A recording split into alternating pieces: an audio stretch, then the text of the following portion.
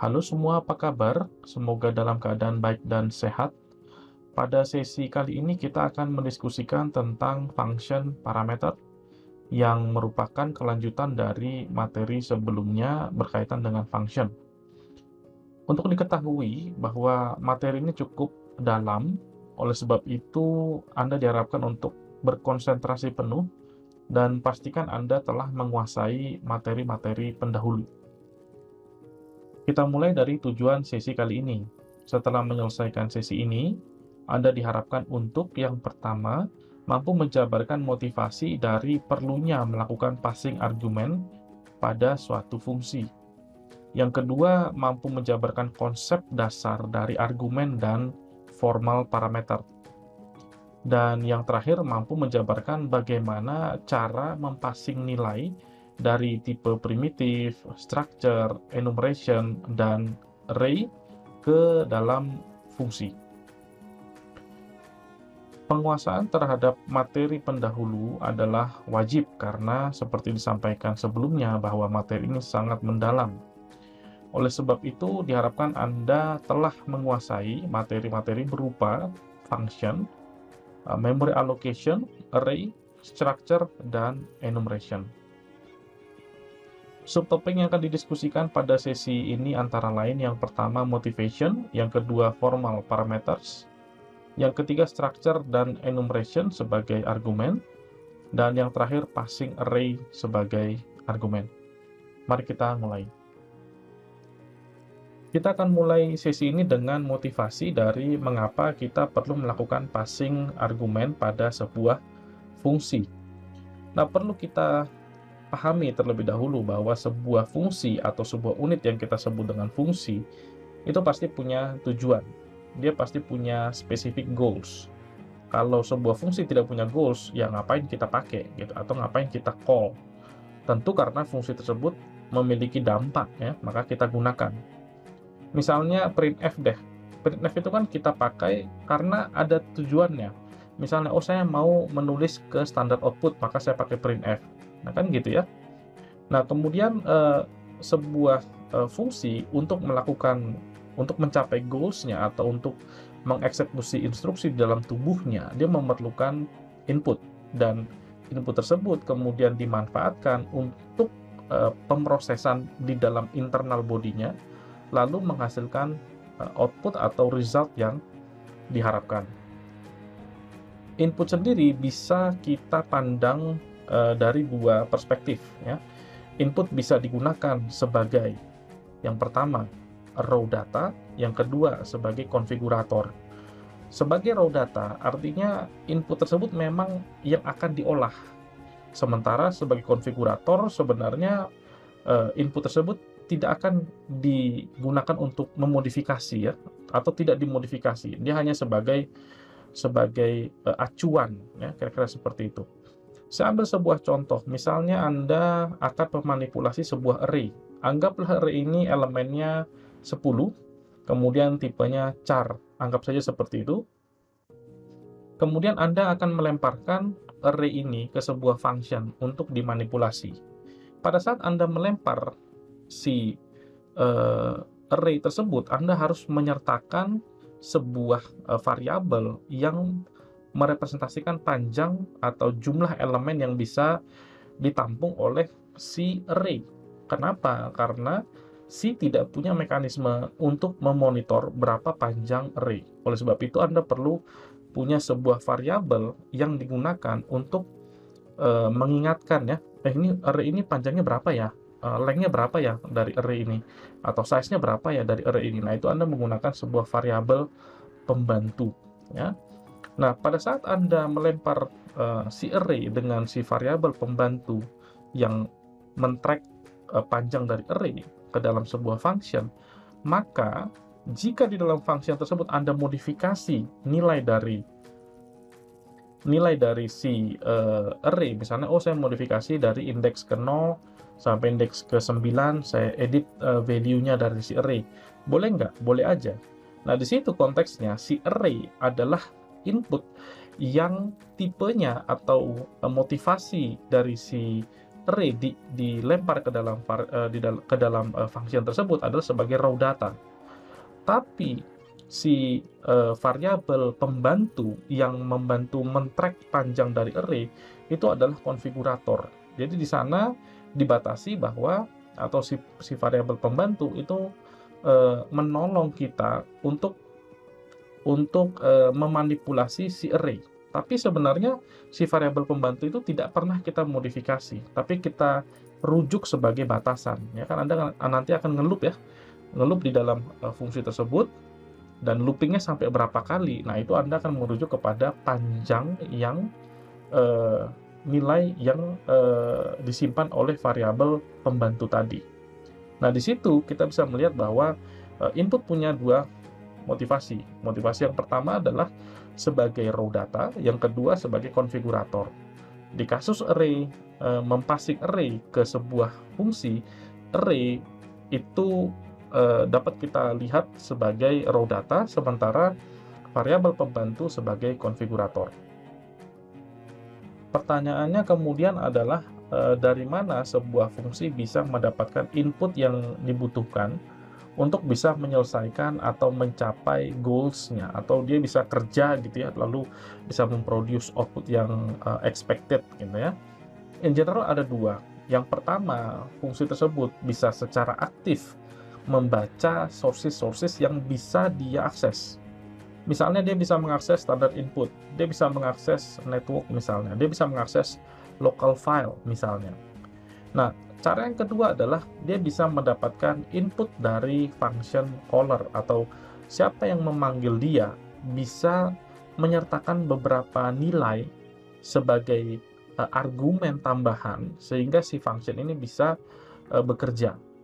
Nah, kita akan fokus ke bagian yang kedua, di mana sebuah function caller bisa melemparkan nilai-nilai sebagai argumen dan akan ditangkap atau dibaca oleh function sebagai parameter, dan dia bisa pakai nilai tersebut untuk bekerja, melakukan operasinya, dan menghasilkan expected output. Kita masuk ke subsection yang berikutnya mengenai formal parameter atau function parameter. Sama aja ya, cuman terminologinya agak beda dikit.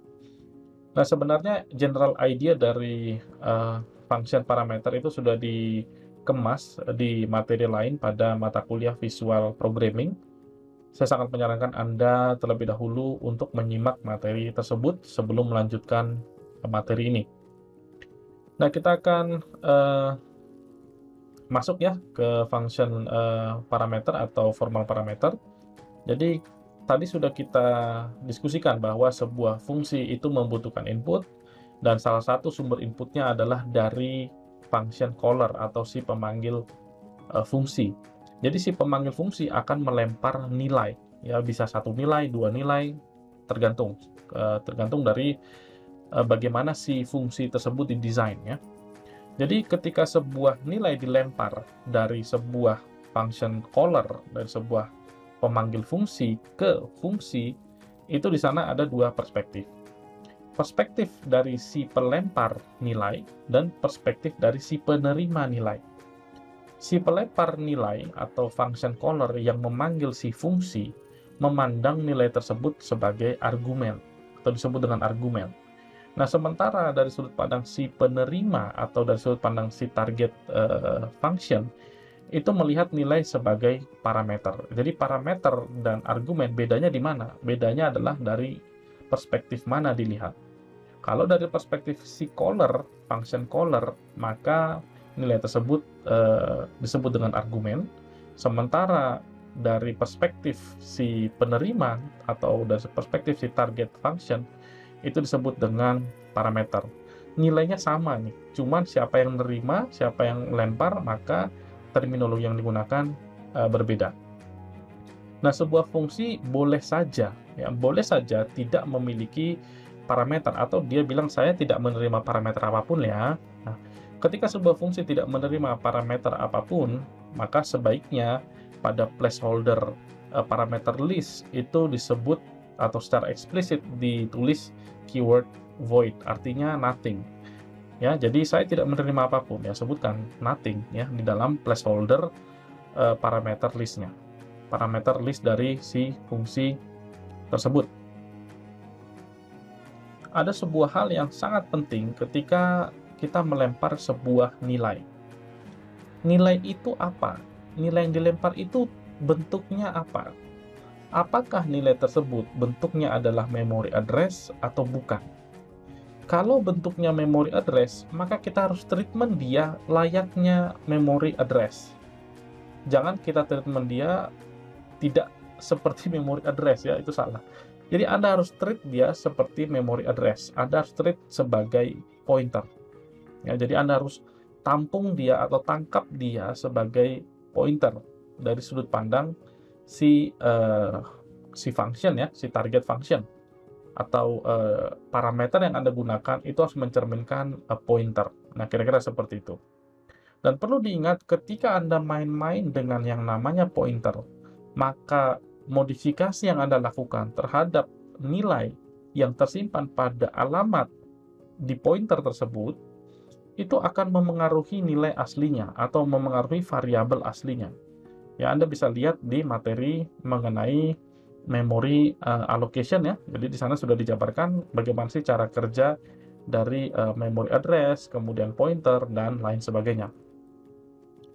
Nah, pendekatan seperti ini itu disebut dengan passing arguments by reference. Jadi ketika kita melempar referensi, di sini konteks referensi adalah memory address, maka apapun yang kita lakukan terhadap nilai pada alamat tersebut itu akan memengaruhi original variabelnya, ya, itu harus diingat, ya.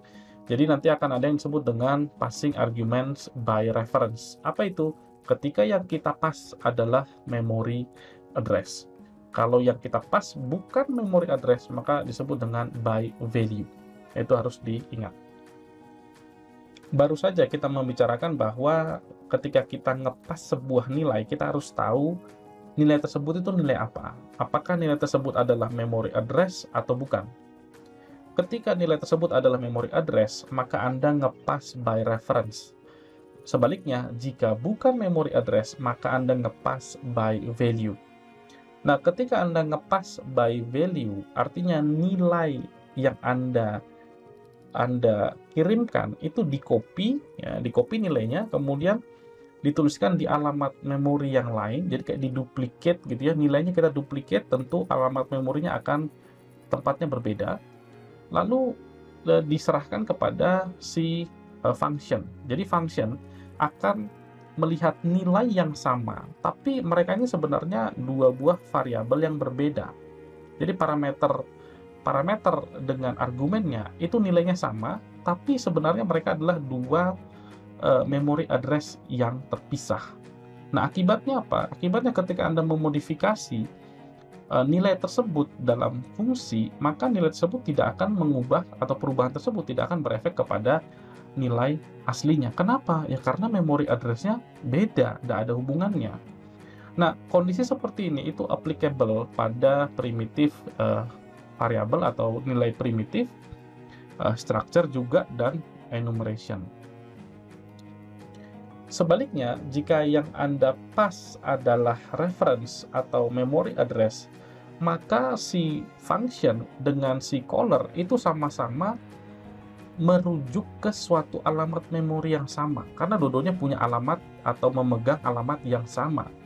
Jadi, modifikasi yang Anda lakukan pada function terhadap nilai yang tersimpan di alamat tersebut itu akan memengaruhi variabel aslinya. Ambil contoh berikut. Misalnya ada sebuah rumah. Ya, rumah ini beralamat di Jalan Sisingamangaraja nomor 100 misalnya, ini saya ngawur ya. Kemudian rumah ini dimiliki oleh si A dan si B. Ya. Si A itu ingin rumah tersebut tembok depannya dicat hijau, sementara si B ingin supaya genteng dari rumah itu dicat biru. Ini dua-duanya yang punya rumah nih ya. Lalu si A pergi ke sebuah toko bangunan, si B menuju ke toko bangunan yang lain. Toko bangunannya beda.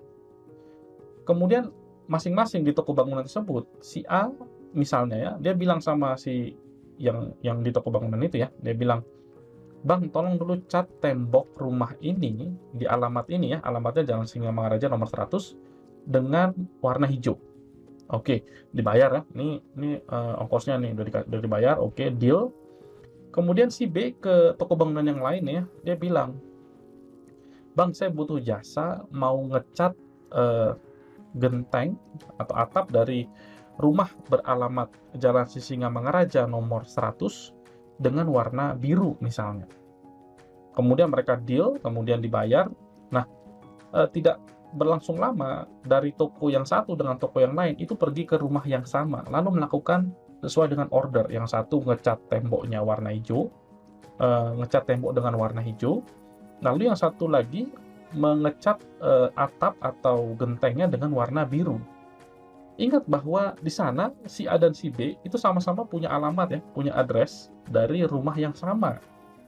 Nah, kalau kita main-main dengan alamat, maka apa yang dilakukan oleh si A itu akan berdampak pada milik si B. Apa yang dilakukan si B akan berdampak pada milik si A, karena mereka merujuk kepada benda yang sama. Nah, itu kenapa ketika Anda bermain-main dengan reference, harus hati-hati, harus careful. Nah, ketika menggunakan reference atau penggunaan reference itu bisa diaplikasikan pada nilai-nilai pointer dan array. Jadi ketika nanti kita main-main dengan array, itu sebenarnya kita bermain-main dengan address ya. Nah, sama dengan pointer ya, kira-kira seperti itu. Nah, kita akan lihat seperti apa nanti. Berikut ini adalah sebuah contoh sederhana yang akan kita gunakan untuk mendemonstrasikan bagaimana cara melakukan passing by value dan by reference. Di sini kita punya dua buah additional functions, yaitu add dan reduce. Nah, untuk fungsi add, ya seperti namanya, digunakan untuk menjumlahkan dua buah bilangan. Nanti hasil penjumlahan itu akan dikembalikan sebagai hasil dari eksekusi fungsi add. Very simple. Nah, di dalam fungsi add, kita memodifikasi bilangan pertama dengan menjumlahkannya dengan bilangan kedua, atau di sini X dan Y. Lalu nilai X-nya dikembalikan atau di return gitu ya. Yang kedua di sini ada fungsi reduce yang digunakan untuk mengurangi nilai dari suatu bilangan dengan nilai lainnya. Jadi di sini kita punya X dan Y juga, cuman di sini X-nya adalah pointer. Jadi nilai X itu akan dikurangi dengan nilai Y jika hasil pengurangannya itu minimal 0. Jadi tidak boleh kurang dari 0. Jadi X kalau dikurang Y tidak boleh 0. Nah, kalau itu terpenuhi maka X akan dikurangi Y. Tapi kalau nilai X dikurangi Y itu kurang dari 0, maka pengurangan tidak akan dilakukan. Nah, ketika pengurangan berhasil dilakukan, maka si fungsi reduce akan mengembalikan nilai 1, artinya true gitu ya. Sebaliknya dia akan mengembalikan nilai 0 atau false, ya, atau dimaknai false. Kira-kira seperti itu. Kemudian di main function kita atau di entry point kita mendeklarasikan beberapa variabel X, Y, dan R. Untuk X nilainya 15, Y 3, dan R 0 ya. Ini diinisialisasi ya. Ketiga variabel ini tipenya short. Kemudian kita cetak ya nilainya X, Y, dan R ya. Nah, seperti bisa kita lihat nilainya masih benar ya, 15, 3, dan 0. Kemudian kita gunakan fungsi add ya. Kita call fungsi add dengan menyertakan dua buah argumen. Argumen yang pertama adalah nilai X, argumen kedua adalah nilai Y. Lalu hasilnya akan kita simpan di R. Lalu kita print. Hasilnya adalah 15, 3, dan 18.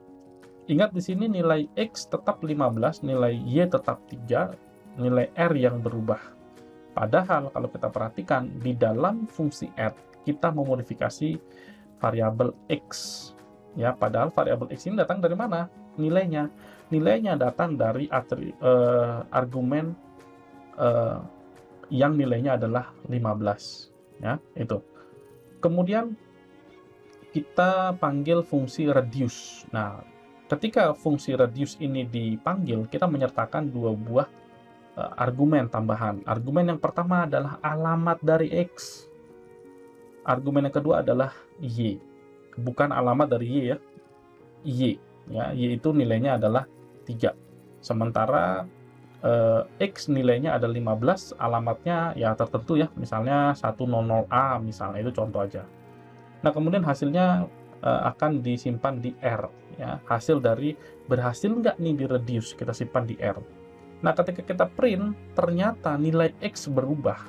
Yang tadinya 15, sekarang sudah jadi 12. Loh, kok bisa? Ya karena ini adalah address. Yang kita lempar argumennya adalah address, maka kita tangkap sebagai pointer. Ketika pointer dimodifikasi, nilai yang disimpan dalam address tersebut dimodifikasi, maka akan memengaruhi nilai aslinya, yaitu si X pada fungsi main yang tadinya 15 berkurang 3 menjadi 12. Ya, kira-kira seperti itu. Nah, nilai R-nya 1, karena di sini untuk menunjukkan berhasil atau tidak berhasil dilakukan reduce. Nah, ini contoh yang very simple. Anda bisa coba-coba nanti. Kita akan masuk ke subsection yang berikutnya mengenai bagaimana kita bisa mempassing structure dan enumeration ke dalam function. Nah, terlebih dahulu saya mengharapkan Anda untuk telah menguasai materi tentang structure dan enumeration sebelum melanjutkan materi ini. Seperti yang sudah kita diskusikan sebelumnya, bahwa variabel bertipe primitif, kemudian struct, dan enumeration, itu semua akan di treatment by value ketika dilempar ke dalam sebuah function. Tapi bukan berarti mereka tidak bisa by reference, bisa. Nah, seperti yang contoh tadi, ya, kita menggunakan ampersand, kemudian kita tangkap dengan pointer. Nah, caranya ya kayak gitu. Nah, demikian juga dengan structure dan enumeration, ya, sama.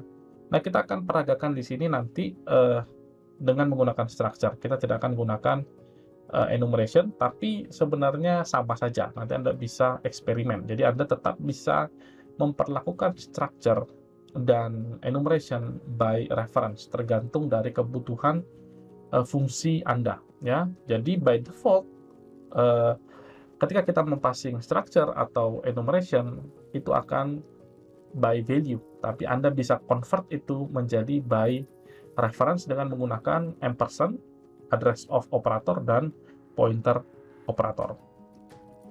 Nah, yang perlu diperhatikan di sini adalah operator precedence. Jadi nanti kita akan menggunakan dot, ya kan, untuk mengakses atribut dari sebuah structure, dan di lain pihak kita menggunakan pointer sebagai operator untuk mengakses nilai, ya. Jadi akan ada dua buah operator yang kita perlu careful terhadap precedence-nya. Itu aja yang perlu diingat, ya. Nah, kita akan coba lihat seperti apa sih bentuknya. Berikut ini adalah sebuah contoh sederhana yang akan kita gunakan untuk mendemonstrasikan bagaimana kita bisa mempassing sebuah structure. Sini kita gunakan by reference. Jadi structure ini akan kita modify, ya. Jadi di sini kita punya kasusnya adalah kamus. Jadi kita punya kata, kemudian kita punya arti, kemudian ada tipe dari kata, ya. Jadi kita kemas dalam sebuah structure yang kita sebut dengan word. Kemudian untuk tipe dari kata kita kemas dalam bentuk enumeration. Di sini cuma 2 saja tipenya. Ya, sebenarnya masih banyak, ini cuma contoh aja. Jadi ada noun dan ada verb atau kata kerja gitu ya. Nah, kemudian kita punya sebuah factory, ya. Nah, dia akan meng-create sebuah struct. Lalu kita punya sebuah function namanya modify. Jadi di sini modify itu menerima pointer to word, ya, pointer to word. Jadi ini word ini adalah struct. Kemudian kita punya main function atau entry point. Nah, di entry point kita ini kita create sebuah word dengan kata sky dengan tipe noun. Kemudian kita kasih meaning atau maknanya adalah atau artinya ya adalah langit gitu ya bahasa Indonesianya. Kemudian kita print ya, kemudian kita modify, kita lempar ke fungsi modify. Di sana kita pass by reference karena kita melempar address dari si word yang tadi sky tadi, kemudian kita print. Nah, di sini ketika kita menangkap ya, ketika kita menangkap si alamat tadi, tentu kita harus tangkap dengan pendekatan pointer karena yang kita lempar adalah alamat ya dari main ya. Dari main kita melempar alamat, maka kita tangkap alamat. Nah, di sini kita buat alamatnya alamat yang menuju ke sebuah nilai bertipe word, gitu ya. Nah, untuk melakukan modifikasi di sini kita menggunakan strcpy. Ya, kita memodifikasi maknanya yang tadinya hanya langit menjadi langit, terus makna lainnya adalah angkasa. Jadi kita strcpy. Persoalannya di sini adalah kalau kita mau mengakses value pada address, kita menggunakan operator pointer ya, si asterisk itu ya. Kemudian di sana ada dot. Nah, kenapa di sana kita kurungkan terlebih dahulu si pointer word? Karena kalau tidak kita kurungkan, maka operator precedence akan mendahulukan si dot daripada si pointer. Nah, oleh sebab itu kita harus kurung dulu si pointer supaya itu dijalankan terlebih dahulu, lalu kita mengakses elemennya. Nah, ini yang unik ya, Anda harus hati-hati.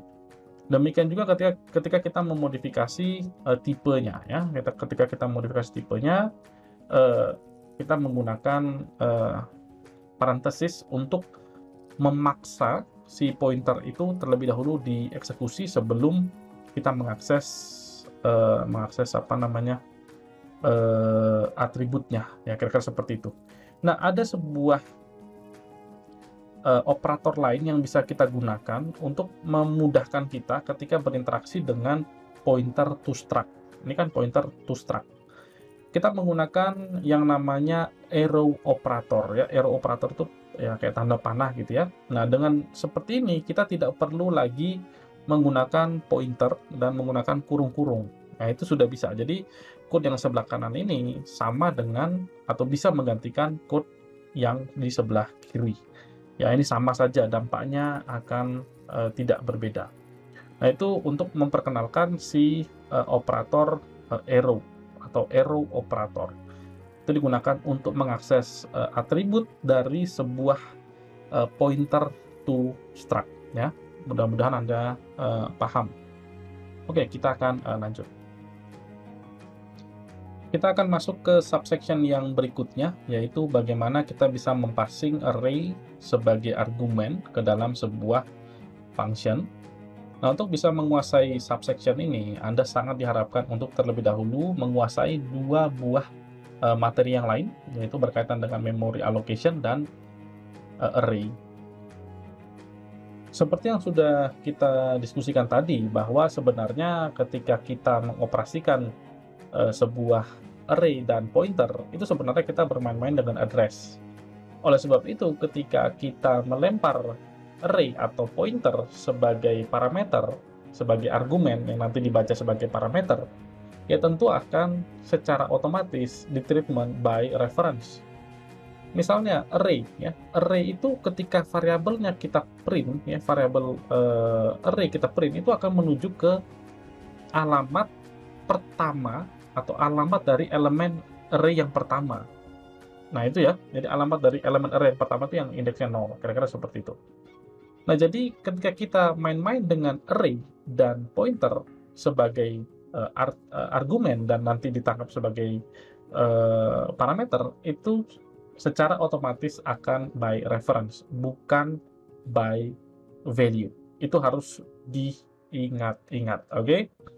Nah, satu lagi untuk mengingatkan bahwa ketika Anda main-main dengan array, selalu ingat pada saat Anda melempar sebuah array sebagai argumen, Anda harus menyertakan sebuah variabel yang mencerminkan panjang dari si array, karena array tidak punya C tidak punya mekanisme untuk men-track panjang dari array. Jadi ketika Anda melempar array ke dalam sebuah function, sertakan juga panjangnya. Ya, itu harus selalu diingat. Berikut ini adalah sebuah contoh sederhana untuk mendemonstrasikan bagaimana kita bisa mempassing sebuah array sebagai argumen dan nanti akan ditangkap sebagai parameter. Nah, di sini kita punya main function atau entry point. Di sana di entry point kita punya sebuah array bertipe short, kemudian dengan panjang 4 atau dengan ukuran size-nya 4. Lalu kita isi 4, 3, 2, 1 ya. Jadi indeks 0-nya kita isi 4, indeks 1 3 dan seterusnya sampai 1. Kemudian kita printing ya. Setelah kita printing, kita lempar si numbers tadi, si array tadi ke dalam fungsi modify. Lalu kita sertakan panjang dari si numbers. Nah, ini untuk mengontrol panjangnya ya. Karena kan si bahasa C tidak memiliki mekanisme untuk mengetahui panjang dari suatu array. Jadi perlu auxiliary variabel ya, variabel pembantu kira-kira gitu. Nah, untuk fungsi modify sendiri bisa kita tuliskan dalam dua bentuk ya. Anda boleh pilih bentuk yang pertama atau bentuk yang kedua. Bentuk yang pertama, Anda memandang si numbers itu sebagai pointer ya. Yang kedua, Anda mempersepsikan seperti array ya. Biasanya pendekatan yang kedua itu lebih berasa make sense ya. Padahal dua-duanya ini sama saja, nggak ada bedanya ya. Kemudian untuk panjang dari si array ya kita tangkap dengan size ya, kita simpan di parameter size. Kemudian di dalam fungsi ini, dalam fungsi modify itu kita melakukan modifikasi dengan menambah nilai dari setiap elemen dengan 1. Jadi kalau tadi 4 tambah 1, 3 tambah 1, 2 tambah 1 dan seterusnya. Very simple. Di sini yang mau ditekankan adalah bagaimana sebuah array itu bisa dipersepsikan seperti pointer dan tetap bisa dipersepsikan seperti array gitu ya. Ini perspektif aja. Ya sebenarnya dampaknya sama, nggak ada bedanya ya. Jadi sama saja nggak ada bedanya. Outputnya juga sama saja, tidak ada bedanya. Anda mau pilih yang mana? Mau pilih dengan cara pointer, Anda lihat sebagai pointer, atau Anda lihat sebagai array ya. Biasanya yang digunakan adalah melihat dari sudut pandang pointer atau kita persepsikan sebagai pointer karena memang yang dilempar adalah address. Jadi yang ditangkap tentu saja address dan kita akan persepsikan sebagai pointer atau kita tangkap sebagai pointer atau kita simpan dalam pointer variabel ya, kira-kira seperti itu. Jadi pendekatan pertama itu lebih umum digunakan ketimbang pendekatan yang kedua. Meskipun sebenarnya ya dampaknya sama saja. Nah, kemudian saya ambil contoh yang lain ya. Di sini masih code-nya masih sama. Bedanya di sini adalah saya menggunakan alamat ya. Alamat dari numbers di elemen ke 0. Ya, ini sama saja dengan yang tadi ya. Tidak ada dampaknya, tidak berbeda. Karena apa? Karena numbers sendiri ya, variabel numbers atau ya kita pakai identifier numbers ya. Itu sudah merujuk kepada alamat yang pertama. Alamat dari array di elemen yang pertama. Elemen pertama dari array tersebut. Elemen pertama itu indeksnya 0. Alamatnya ya itu juga sama juga ya. Jadi ini sama dengan numbers nilainya ya. Jadi nggak akan ada perbedaan ketika Anda menggunakan yang seperti ini atau menggunakan yang seperti tadi. Berikut ini adalah sebuah challenge yang kalau Anda pikir-pikirkan nanti Anda oprek-oprek itu sangat menarik ya. Di sini di main function kita tadi ya di yang sebelumnya kita melemparkan alamat dari elemen pertama. Nah, sekarang yang saya lempar adalah alamat dari elemen kedua. Kemudian size-nya saya kurang dengan 1. What happens? Output-nya berbeda, teman-teman. Coba Anda cari tahu why this happens. Di situ indeks ke 0 tetap 4 atau elemen pertama tetap 4, elemen kedua yang tadinya 3 nilainya menjadi 4, lalu elemen berikutnya yang tadinya 2 menjadi 3, dan elemen terakhir yang tadinya 1 menjadi 2. Kenapa elemen pertama di skip atau tidak terjadi penambahan pada elemen pertama, coba Anda cari tahu. Kalau Anda bisa dapat ini, oh keren, berarti Anda ngerti ini apa yang kita omongin ya.